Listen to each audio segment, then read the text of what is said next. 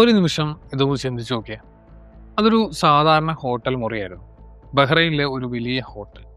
വർഷം 1987. വല്ലാത്തൊരു ഭയം അവിടെ തളം കെട്ടി നിന്നിരുന്നു. ആ മുറിയിലുണ്ടായിരുന്ന ആ ചെറുപ്പക്കാരിയുടെ നെഞ്ചിടിപ്പ് ആർക്കും കേൾക്കാമായിരുന്നു. അവളുടെ കൂടെ പ്രായമുള്ള ഒരു മനുഷ്യനുണ്ട്. അവര് ജപ്പാൻകാരായിട്ടുള്ള അച്ഛനും മകളുമാണ് എന്നാണ് ലോകം കരുതിയിരുന്നത്. പെട്ടെന്നാണ് വാതിലിൽ ഒരു മുട്ട് കേട്ടത്. തുറന്നു നോക്കുമ്പോൾ മുന്നിൽ സൗത്ത് കൊറിയൻ എംബസിയിലെ ഉദ്യോഗസ്ഥർ. തങ്ങൾ പിടിക്കപ്പെട്ടു എന്ന് അവൾക്ക് ഉറപ്പായി. എങ്കിലും ആ മനുഷ്യൻ കൂസലില്ലാതെ തൻ്റെ ജാപ്പനീസ് കള്ളപ്പേര് ആവർത്തിച്ചു. അധികം വൈകാതെ പോലീസ് അവരുടെ പാസ്പോർട്ടുകൾ വാങ്ങി പരിശോധിച്ചു. എല്ലാം വ്യാജമാണ് എന്നവർക്ക് മനസ്സിലായി. ഇനി രക്ഷയില്ലെന്ന് ഉറപ്പായ ആ നിമിഷം ആ പ്രായമുള്ള മനുഷ്യൻ തൻ്റെ പോക്കറ്റിൽ നിന്നും ഒരു സിഗരറ്റ് പാക്കറ്റ് എടുത്തു. അതിലൊരു സിഗരറ്റിന്റെ ഫിൽട്ടറിൽ കറുത്ത മഷി കൊണ്ട് ഒരു അടയാളം ഇട്ടിട്ടുണ്ടായിരുന്നു. അതിനുള്ളിൽ ഒളിപ്പിച്ചു വെച്ചിരുന്നത് സൈനൈഡ് എന്ന മാരക വിഷമായിരുന്നു. അവനത് പുകയ്ക്കാൻ തുടങ്ങി. പോലീസുകാരുടെ കണ്ണു വെട്ടിച്ച് അതുപോലൊരു സിഗരറ്റ് അവൾക്കും കൈമാറി. ഇനി പിടിച്ചു നിൽക്കാൻ കഴിയില്ല, കടിച്ചു പൊട്ടിച്ചോളൂ, അയാൾ അവളോട് പതുക്കെ പറഞ്ഞു. ഒരു പോലീസുകാരൻ അവളുടെ കയ്യിൽ നിന്നും ആ സിഗരറ്റ് തട്ടിപ്പറിക്കാൻ ശ്രമിച്ചു. പക്ഷേ അവള് വേഗം അത് തിരികെ വാങ്ങി അതിലെ ഗുളിക കടിച്ചു പൊട്ടിച്ചു. അവളുടെ കണ്ണുകളിൽ ഇരുട്ട് കയറി. ബോധം മറഞ്ഞു. ഈ ലോകത്തെ ഒരു രഹസ്യാന്വേഷണ ഏജൻസിക്കും ചോദ്യം ചെയ്യാൻ കഴിയില്ലെന്ന ഉറപ്പോടെയാണ് അവൾ ആ മരണത്തിലേക്ക് വഴുതി വീണത്. പക്ഷേ വിധി മറ്റൊന്നായിരുന്നു. അവൾ മരിച്ചില്ല. കണ്ണ് തുറക്കുമ്പോൾ അവളൊരു ആശുപത്രി കിടക്കയിലായിരുന്നു. കയ്യിൽ ഡ്രിപ്പുകൾ ഘടിപ്പിച്ചിട്ടുണ്ട്. ഒപ്പം ഒരു നടുക്കുന്ന വാർത്തയും അവളെ കാത്തിരിപ്പുണ്ടായിരുന്നു. അവളുടെ കൂടെ ഉണ്ടായിരുന്ന ആ മനുഷ്യൻ മരിച്ചുപോയി. പക്ഷേ അവൾ കഴിച്ച സയനൈഡിന്റെ അളവ് വളരെ കുറവായതുകൊണ്ട് അവൾ രക്ഷപ്പെട്ടു. ആരായിരുന്നു അവൾ? എന്തിനായിരുന്നു അവൾ ആത്മഹത്യ ചെയ്യാൻ ശ്രമിച്ചത്? ലോകം അവരെ കണ്ടത് ലോകം ചുറ്റിക്കാണാൻ ഇറങ്ങിയ ഒരു സാധാരണ ജാപ്പനീസ് കുടുംബമായിട്ടാണ്. എന്നാൽ പുറമേ കാണുന്ന ആ ശാന്തതയ്ക്ക് പിന്നില് ഒളിച്ചിരുന്ന സത്യം ലോകത്തെ മുഴുവൻ നടുക്കുന്നതായിരുന്നു. കിം ഹ്യോൺ ഹുയി എന്നായിരുന്നു അവിടെ യഥാർത്ഥ പേര്. ഒരു സാധാരണ കോളേജ് വിദ്യാർത്ഥിനിൽ നിന്നും 115 നിരപരാധികളെ ഒറ്റയടിക്ക് കൊന്നൊടുക്കിയ ഒരു കൊടും ഭീകരയായിട്ട് മാറിയ നോർത്ത് കൊറിയൻ ചാരവനിത. സിനിമകളിൽ നമ്മൾ ഒരുപാട് കൗമാരക്കാരായിട്ടുള്ള സ്പൈകളെ കണ്ടിട്ടുണ്ട്. അതൊക്കെ വെറും കഥകളാണ് എന്ന് കരുതിയിൽ തെറ്റി. നോർത്ത് കൊറിയയിൽ ഇങ്ങനെയുള്ള കുട്ടികളുണ്ട്. ലോകം രക്ഷിക്കാനല്ല, മറിച്ച് സ്വന്തം ഏകാധിപതിക്ക് വേണ്ടി നിരപരാധികളെ കൊന്നൊടുക്കാൻ ചെറുപ്പത്തിലെ തന്നെ സ്വന്തം കുടുംബത്തിൽ നിന്നും തട്ടിക്കൊണ്ടുപോയിട്ട് പരിശീലനം നൽകപ്പെടുന്നവർ. അവരുടെ ലോകം എത്രത്തോളം ഭയാനകമാണെന്ന് കിം ഹ്യോൺ ഹുയിയുടെ ഈ ഒരൊറ്റ കഥയിലൂടെ നമുക്ക് മനസ്സിലാക്കാം. കഥ തുടങ്ങുന്നത് 1980 നോർത്ത് കൊറിയയുടെ തലസ്ഥാനമായിട്ടുള്ള പ്യോങ്യാങ്ങിൽ നിന്നാണ്. അന്ന് അവൾക്ക് വെറും 18 വയസ്സ്. ക്യൂബയിൽ നയതന്ത്ര ഉദ്യോഗസ്ഥനായിരുന്ന അച്ഛൻ്റെ മകളായിട്ട് ജനിച്ചതുകൊണ്ട് തന്നെ ഉയർന്ന ക്ലാസ്സിലായിരുന്നു അവളുടെ സ്ഥാനം. നല്ല സ്കൂളുകളിൽ പഠിച്ച അവളന്ന് പ്യോങ്യാങ് വിദേശ ഭാഷാ കോളേജിൽ ജാപ്പനീസ് പഠിക്കുകയായിരുന്നു. ഒരു ദിവസം പെട്ടെന്ന് പ്രിൻസിപ്പാളിൻ്റെ ഓഫീസിലേക്ക് അവളെ വിളിപ്പിച്ചു. അവിടെ ചെന്നപ്പോൾ നോർത്ത് കൊറിയൻ ഭരണകക്ഷിയുടെ ബാഡ്ജ് വെച്ച ഒരാൾ ഇരിപ്പുണ്ടായിരുന്നു. അധികം സംസാരമൊന്നുമില്ലാതെ അയാൾ അവളോട് കിം ജോങ് ഇൽ എന്ന അവരുടെ നേതാവിൻ്റെ മഹത്വത്തെക്കുറിച്ച് എന്തെങ്കിലും പറയാൻ ആവശ്യപ്പെട്ടു. നോർത്ത് കൊറിയയിൽ കുട്ടികളെ വളർത്തുന്നത് തന്നെ നേതാവിനെ ദൈവത്തെ പോലെ കാണാൻ പഠിപ്പിച്ചുകൊണ്ടാണ്. അതുകൊണ്ട് അവൾ പെട്ടെന്ന് തന്നെ താൻ പഠിച്ചു വെച്ച ചില വീരകഥകൾ വളരെ ആവശ്യത്തോടെ പറഞ്ഞു കേൾപ്പിച്ചു. അവളുടെ അച്ഛൻ്റെ ജോലിയും അവളുടെ പഠനവുമൊക്കെ ചോദിച്ചറിഞ്ഞ ശേഷം അയാൾ അവളെ തിരിച്ചയച്ചു. ഒരാഴ്ച കഴിഞ്ഞപ്പോൾ വീണ്ടും ഒരു വിളി വന്നു. ഇത്തവണ കുറച്ചുകൂടി മുതിർന്ന ഉദ്യോഗസ്ഥരായിരുന്നു. അവളുടെ പഠനത്തെക്കുറിച്ചും രാജ്യസ്നേഹത്തെക്കുറിച്ചുമൊക്കെ ചോദിച്ച ശേഷം അവരെ വളരെ ഗൗരവത്തോടെ അവളോട് ചോദിച്ചു, പാർട്ടിക്ക് വേണ്ടി മരിക്കാൻ നീ തയ്യാറാണോ? ഒട്ടും ആലോചിക്കാതെ അവൾ പറഞ്ഞു, തീർച്ചയായും, എൻ്റെ ജീവൻ നൽകാനും ഞാൻ തയ്യാറാണ്. അങ്ങനെ അവൾ തെരഞ്ഞെടുക്കപ്പെട്ടു. എന്തിനാണെന്ന് അപ്പോൾ അവൾക്കറിയില്ലായിരുന്നു. നേതാവിനെ സ്വന്തം അച്ഛനമ്മമാരെക്കാൾ സ്നേഹിക്കാൻ പഠിച്ച അവൾക്ക് നാളെ തന്നെ വീട് വിട്ടുപോകണം എന്ന് കേട്ടിട്ടും വലിയ വിഷമമൊന്നും തോന്നിയില്ല. പിറ്റേന്ന് ഒരു കാറിൽ അവൾ ആ നാട് വിട്ടു. നഗരത്തിൽ നിന്നും വളരെ ദൂരെ പർവ്വതനിരകൾക്കിടയിലുള്ള കുങ്സോങ് മിലിറ്ററി കോളേജ് എന്ന നോർത്ത് കൊറിയയുടെ എലൈറ്റ് രഹസ്യചാര പരിശീലന കേന്ദ്രത്തിലേക്കാണ് അവരവളെ കൊണ്ടുപോയത്. അപ്പോഴാണ് അവൾക്ക് കാര്യം മനസ്സിലായത്. അവർക്ക് വേണ്ടത് ഒരു രഹസ്യാന്വേഷണ ഏജന്റിനെയാണ്. അവിടെ എത്തിയ ഉടനെ അവളുടെ പേര് മാറ്റി. കിം ഒക്ഹ്യ എന്ന പുതിയ പേര് നൽകി. പഴയതൊക്കെ മറക്കാൻ ആവശ്യപ്പെട്ടു. പിന്നീടുള്ള 8 വർഷങ്ങൾ നരകതുല്യമായിട്ടുള്ള പരിശീലനത്തിന്റെ നാളുകളായിരുന്നു. രാവിലെ 6 മണി മുതൽ രാത്രി 11 മണി വരെ കഠിനമായിട്ടുള്ള അധ്വാനം. തോക്കുകള്, റൈഫിളുകള്, ഗ്രനേഡുകൾ എന്നിവ ഉപയോഗിക്കാനും തായ്ക്കൊണ്ടോ, ഹബ്ഗിഡോ പോലെയുള്ള ആയോധന കലകളിലും അവളെ അവർ വിദഗ്ധയാക്കി. തന്നേക്കാൾ ഇരട്ടി വലുപ്പമുള്ള 3 പുരുഷന്മാരെ പോലും നിഷ്പ്രയാസം കീഴടക്കാനും വെറും കൈകൊണ്ട് ഒരാളുടെ മർമ്മസ്ഥാനത്തടിച്ച് എങ്ങനെ കൊല്ലാമെന്നും അവരെ അവളെ പഠിപ്പിച്ചു. എന്നാൽ ഇതൊക്കെ വെറും ശാരീരികമായിട്ടുള്ള പരിശീലനം മാത്രമായിരുന്നു. ശരിക്കുമുള്ള മാറ്റം നടക്കേണ്ടത് അവളെ തലച്ചോറിലായിരുന്നു. അമേരിക്ക ഒരു മൃഗമാണ് എന്നും പാശ്ചാത്യ രാജ്യങ്ങൾ അഴിമതി നിറഞ്ഞതാണെന്നും സൗത്ത് കൊറിയ ദാരിദ്ര്യവും പട്ടിണി നിറഞ്ഞതുമായിട്ടുള്ള രാജ്യമാണെന്നും അവളെ നിരന്തരം വിശ്വസിപ്പിച്ചു. സൗത്ത് കൊറിയൻ പോലീസുകാർ മനുഷ്യരുടെ കണ്ണുകൾ ചൂഴ്ന്നെടുക്കുന്നവരും നഖങ്ങൾ പിച്ച് ചീന്തുന്നവരുമാണെന്ന് അവർ കഥകളുണ്ടാക്കി. പുറം ലോകവുമായിട്ട് യാതൊരു ബന്ധവുമില്ലാതെ കൂടെ ഉണ്ടായിരുന്ന സുഖി എന്ന 18-കാരിയായിട്ടുള്ള റൂംമേറ്റ് മാത്രമായിരുന്നു അവൾക്കൊരു ആശ്വാസം. അവരെ പരസ്പരം എല്ലാം പങ്കുവച്ചു. ഇവർക്ക് ഭാഷകളും മറ്റും പഠിപ്പിക്കാൻ വേണ്ടി നോർത്ത് കൊറിയ ചെയ്തിരുന്ന ക്രൂരതകൾ കേട്ടാൽ നമ്മൾ ഞെട്ടിപ്പോകും. കിമ്മിന് ജാപ്പനീസ് ഭാഷയും സംസ്കാരവും പഠിപ്പിക്കാൻ വേണ്ടി അവർ ജപ്പാനിൽ നിന്നും യായക്കോ ടാഗുച്ചി എന്നൊരു സ്ത്രീയെ വഴിയിൽ നിന്നും തട്ടിക്കൊണ്ടുവന്നു. സ്വന്തം കുഞ്ഞുങ്ങളെ പോലും കാണാൻ സമ്മതിക്കാതെ യുൻഹി എന്ന പേര് മാറ്റി അവരെ കൊണ്ട് നിർബന്ധിച്ച് കിമ്മിന് ക്ലാസ് എടുപ്പിച്ചു. 1970കളിലും 80കളിലുമൊക്കെ നോർത്ത് കൊറിയ ഇതുപോലെ നൂറുകണക്കിന് വിദേശികളെ തട്ടിക്കൊണ്ടുവന്നിട്ടുണ്ട്. 1977 ബാഡ്മിന്റൺ കളിച്ച് മടങ്ങേറുന്ന 13-കാരിയായിട്ടുള്ള മെഗുമി യോക്കോട്ടയെ ജപ്പാനിൽ നിന്നും തട്ടിക്കൊണ്ടുവന്നത് ഇതിന് വലിയൊരു ഉദാഹരണമാണ്. അവളോട് കൊറിയൻ ഭാഷ പഠിച്ചാലേ തിരികെ അയക്കാമെന്ന് പറഞ്ഞിട്ട് ഒടുവിൽ മരണം വരെ അവിടെ തന്നെ നിർത്തി. എന്തിനാണ് ഈ കുട്ടികളെ തെരഞ്ഞെടുക്കുന്നത് എന്ന് ചോദിച്ചാൽ അവരുടെ മനസ്സിലേക്ക് എളുപ്പത്തിൽ വിഷം കുത്തിവെക്കാൻ കഴിയും എന്ന് തന്നെയാണ് കാരണം. 3 വർഷത്തെ പരിശീലനത്തിന് ശേഷം കിമ്മിനും സുഖിക്കും ഒരു കടുത്ത ഫൈനൽ പരീക്ഷ നേരിടേണ്ടി വന്നു. 10 മൈൽ വേഗത്തിൽ മലക്കയറ്റം, ഭാരമുയർത്തൽ, ആയുധങ്ങൾ ഉപയോഗിച്ചുള്ള പോരാട്ടം, ഡ്രൈവിംഗ് എന്നിവയെല്ലാം ശാരീരിക പരീക്ഷയിലുണ്ടായിരുന്നു.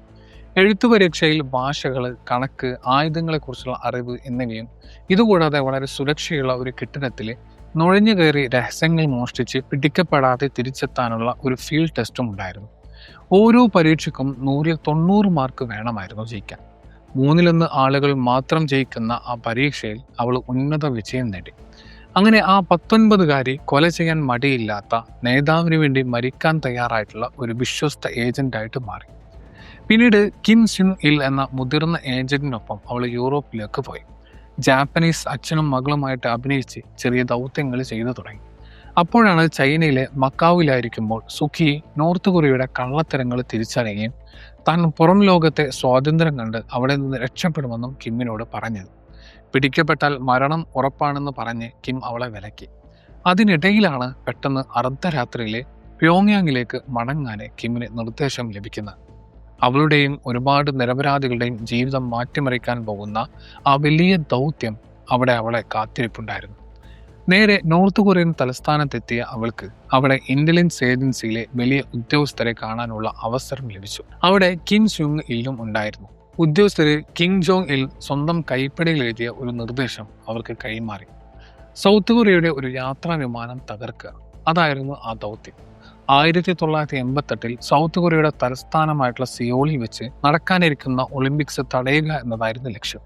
വിമാനം തകർത്ത് ഭീതി പടർത്തിയാൽ ഭയം കാരണം ലോകരാജ്യങ്ങൾ ഒളിമ്പിക്സിൽ പങ്കെടുക്കാൻ വരില്ലെന്നും അങ്ങനെ സൗത്ത് കൊറിയ തകർന്ന് 2 കൊറിയകളും ഒന്നാകുമെന്നും അവളെ വിശ്വസിപ്പിച്ചു.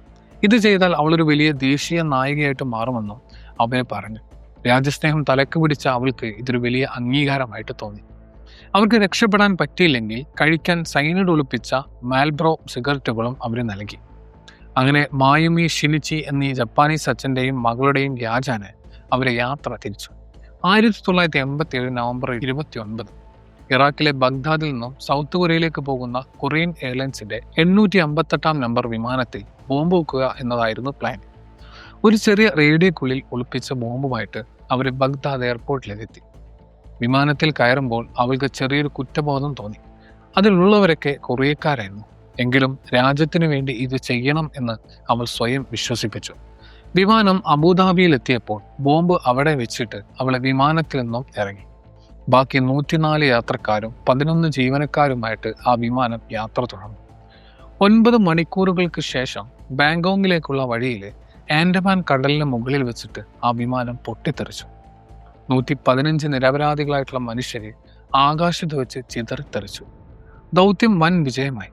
തുടർന്ന് റോമിലേക്ക് രക്ഷപ്പെടാൻ വേണ്ടി അവർ ബഹ്റൈനിൽ എത്തിയപ്പോഴാണ് കഥ മാറുന്നത്. വ്യാജ പാസ്പോർട്ടുമായി പിടിക്കപ്പെട്ടപ്പോൾ കിം സോങ് ഇൽ സൈനൈഡ് കഴിച്ചു മരിച്ചു. പക്ഷെ അവൾ രക്ഷപ്പെട്ടു. അവിടെ നിന്നാണ് നമ്മൾ ആദ്യം പറഞ്ഞ കഥ തുടങ്ങുന്നത്. ദിവസങ്ങളോളം അവൾ ആശുപത്രിയിൽ കിടന്നു. മരിക്കാൻ പലവട്ടം ശ്രമിച്ചെങ്കിലും നടന്നില്ല. ഒടുവിൽ ബഹ്റൈൻ പോലീസ് മേധാവി ഇയാൻ ഹെൻഡേഴ്സിന്റെ നേതൃത്വത്തിൽ ചോദ്യം ചെയ്യൽ ആരംഭിച്ചു. പൈ ചുയി ഹുയി എന്ന ചൈനീസ് അനാഥയാണെന്നൊക്കെ പറഞ്ഞ് അവൾ കുറെ പിടിച്ചു നിൽക്കാൻ ശ്രമിച്ചു. എന്നാൽ ഒക്കുബോ എന്ന ജാപ്പനീസ് അന്വേഷണ ഉദ്യോഗസ്ഥൻ അവളെ വൈകാരികമായിട്ട് തളർത്താൻ വേണ്ടിയിട്ട് കിം സോങ് ഇലിനെ പറ്റി മോശമായിട്ട് സംസാരിച്ചപ്പോൾ അവളെ നിയന്ത്രണം വിട്ട് അവരെ ആയോധന കലകൾ ഉപയോഗിച്ചിട്ട് ആക്രമിച്ചു. ഒക്കുബോയുടെ മൂക്കിടിച്ച് തകർത്തു. സ്റ്റൺ ഗൺ ഉപയോഗിച്ചാണ് അവളെ അവർ കീഴ്പ്പെടുത്തിയത്. ഒടുവിൽ അവളെ സൗത്ത് കൊറിയയ്ക്ക് കൈമാറാൻ തീരുമാനിച്ചു. നോർത്ത് കൊറിയൻ കഥകൾ കേട്ട് വളർന്ന അവൾക്ക് സൗത്ത് കൊറിയയിലെ കുപ്രസിദ്ധമായിട്ടുള്ള നെംസാങ് ചോദ്യം ചെയ്യൽ കേന്ദ്രത്തിൽ ചെന്നാൽ ജീവനോടെ തിരിച്ചു വരില്ലെന്നും ക്രൂരമായിട്ടുള്ള പീഡനങ്ങളായിരിക്കും നേരിടേണ്ടി വരികയെന്നും ഉറപ്പായിരുന്നു. അതുകൊണ്ട് എന്തു വന്നാലും സത്യം പറയില്ല എന്ന് അവൾ ഉറപ്പിച്ചു. എന്നാൽ അവിടെ എത്തിയപ്പോൾ അവൾ ശരിക്കും ഞെട്ടി. ആരും അവളെ ഉപദ്രവിച്ചില്ല. അവർ വളരെ മാന്യമായിട്ടാണ് അവളോട് പെരുമാറിയത്. തമാശകൾ പറഞ്ഞു, പാട്ടുകൾ പാടി. 8 ദിവസം ചോദ്യം ചെയ്തിട്ടും അവൾ ഒന്നും വിട്ടു പറഞ്ഞില്ല. ഒടുവിൽ 9ാമത്തെ ദിവസം അവളെയുമായിട്ട് അവർ പുറത്തേക്ക് ഒരു യാത്ര പോയി. സൗത്ത് കൊറിയയുടെ തലസ്ഥാനമായിട്ടുള്ള സിയോൾ നഗരം കാണിക്കുകയായിരുന്നു ലക്ഷ്യം. ആ നഗരം കണ്ടപ്പോൾ അവളുടെ കണ്ണുകൾ തള്ളിപ്പോയി. നോർത്ത് കൊറിയക്കാർ പറഞ്ഞതുപോലെ പട്ടിണിയോ ദാരിദ്ര്യമോ അവിടെ ഉണ്ടായിരുന്നില്ല. വലിയ കെട്ടിടങ്ങൾ, സ്വന്തമായിട്ട് കാറുകൾ ഓടിക്കുന്ന കൊറിയക്കാര്, സ്വതന്ത്രരായിട്ട് നടന്നു ചിരിക്കുന്ന സ്ത്രീകള്, അങ്ങനെ എല്ലാം വളരെ ആധുനികമായിരുന്നു. 150-ലധികം ആളുകളെ കൊന്ന തന്നെ പോലും അവർ ഉപദ്രവിച്ചില്ല. അപ്പോഴാണ് അവൾക്ക് ആ വലിയ സത്യം പൂർണ്ണമായിട്ടും ബോധ്യപ്പെട്ടത്. ഇത്രയും കാലം നോർത്ത് കൊറിയ തന്നെ വിഡ്ഢിയാക്കുകയായിരുന്നു. താൻ വിശ്വസിച്ചതും പഠിച്ചതും ചെയ്ത കൊടും ക്രൂരതകളും എല്ലാം ഒരു വലിയ നുണക്ക് വേണ്ടിയായിരുന്നു എന്ന് തിരിച്ചറിഞ്ഞ നിമിഷം അവൾ തകർന്നുപോയി. ചോദ്യം ചെയ്യൽ മുറിയിൽ തിരിച്ചെത്തിയ അവള് പൊട്ടിക്കരഞ്ഞുകൊണ്ട് ഉദ്യോഗസ്ഥരോട് പറഞ്ഞു, എന്നോട് ക്ഷമിക്കണം, ഞാൻ എല്ലാം പറയാം. തുടർന്നുള്ള 8 മണിക്കൂറുകൾ കൊണ്ട് 19ാം വയസ്സിൽ തന്നെ തട്ടിക്കൊണ്ടുപോയതും പരിശീലനവും കിം ജോങ് ഇൽ നേരിട്ട് നൽകിയ നിർദ്ദേശവും ബോംബ് വെച്ചതും ഉൾപ്പെടെ സകല കാര്യങ്ങളും അവൾ തുറന്നു പറഞ്ഞു. 1989 കോടതി അവൾക്ക് വധശിക്ഷ വിധിച്ചു. എന്നാൽ അവിടെയും വിധി അവൾക്കൊപ്പം നിന്നു. 1990 സൗത്ത് കൊറിയൻ പ്രസിഡന്റ് റോ ടേ വു അവൾക്ക് മാപ്പ് നൽകി. ആ വിമാനത്തിൽ മരിച്ചവരെ പോലെ തന്നെ നോർത്ത് കൊറിയൻ ഭരണകൂടത്തിന്റെ ഇരയാണ് ഈ കുട്ടിയും എന്നായിരുന്നു അദ്ദേഹം പറഞ്ഞത്. ഈ തീരുമാനം ഇരകളുടെ കുടുംബങ്ങൾക്കിടയിൽ വലിയ വിവാദമായെങ്കിലും അവൾക്ക് ജീവൻ തിരിച്ചു കിട്ടി. ഇന്ന് അവൾ സൗത്ത് കൊറിയയിൽ എവിടെയോ 6 ബോഡി ഗാർഡുകളുടെ കാവലിലാണ് ജീവിക്കുന്നത്. നോർത്ത് കൊറിയ ഇന്നും അവളെ കൊല്ലാൻ കാത്തിരിക്കുകയാണ്. താൻ ചെയ്ത പാപങ്ങൾക്ക് പ്രായശ്ചിത്തമായിട്ട് അവൾ തൻ്റെ കഥ the tears of my soul എന്ന പേരിൽ പുസ്തകമാക്കി. അതിൽ നിന്നുള്ള വരുമാനം മുഴുവൻ ആ വിമാനാപകടത്തിൽ മരിച്ചവരുടെ കുടുംബങ്ങൾക്കാണ് അവൾ നൽകുന്നത്. നോർത്ത് കൊറിയയിലുള്ള അവളുടെ സ്വന്തം കുടുംബം ഇന്ന് എവിടെയാണെന്ന് ആർക്കും അറിയില്ല.